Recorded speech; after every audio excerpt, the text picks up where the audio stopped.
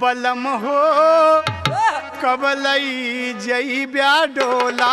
बलमा हो कब लई जइबा डोला, बलमा हो कब लई जइबा डोला।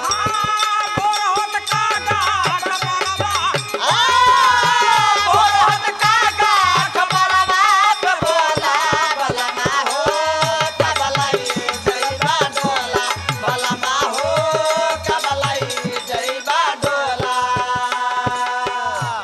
बाबू रामधार जी के ओरिजिनल तर्ज है।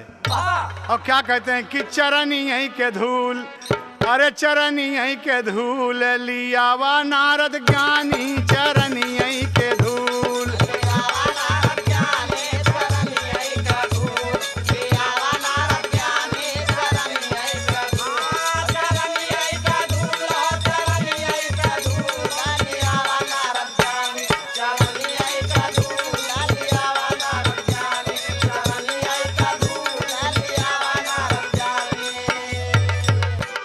फटेला कपार बाबा खुले नाही आखिया, फाटेला कपार बाबा खुले नाही हटिया, फाटेला कपार बाबा खुले नाही हटिया। दिन पर दिन डूबी जाला दूसरी पलकिया। दिन पर दिन डूब जाला दूसरी पलकिया, दिन पर दिन डूब जाला दूसरी पलकिया। अरे हमके जना तो अब न बची जिंदगानी, चरनिया के धूल लियावा नारद ज्ञानी, चरनिया के धूल। ले आवा नारद ज्ञानी चरनी आई का धूल, ले आवा नारद ज्ञानी चरनी आई का धूल, चरनी आई का धूल, चरनी आई का धूल।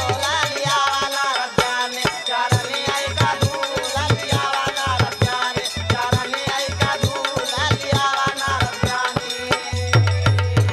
अरे लई के नारद बाबा चले पटरिया धुरिया वाली हो, अरे लई के नारद बाबा चले पटरिया धुरिया वाली हो। और धीरे धीरे भारी हो गठरिया धुरिया वाली हो। धीरे धीरे बारी हो गठरिया दुरिया वाली हो, धीरे धीरे बारी हो गठरिया दुरिया वाली, धीरे धीरे बारी हो गठरिया दुरिया वाली, दुरिया वाली दुरिया वाली हो, धीरे धीरे बारी हो गठरिया दुरिया वाली हो, धीरे धीरे बारी हो गठरिया दुरिया वाली हो।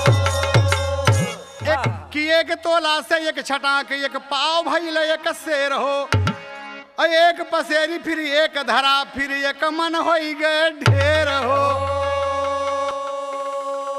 अरे नारद जी के कांप लगी टंगरिया धुरिया वाली हो, आ दिन के रहत लगे आज अनहियरिया धुरिया वाली हो।